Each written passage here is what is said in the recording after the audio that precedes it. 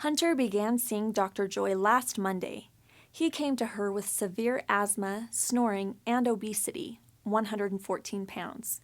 He is 4 years old, turning 5 in 3 weeks. In a week and a half, he has lost 12 pounds. He does not snore or get out of breath and is much calmer. His sweating has almost stopped completely unless he's outdoors. He also has stopped using a diaper and goes potty on his own completely.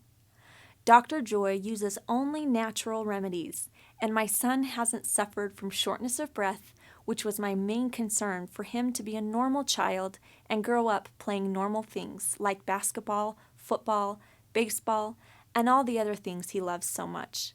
We love coming to Dr. Joy.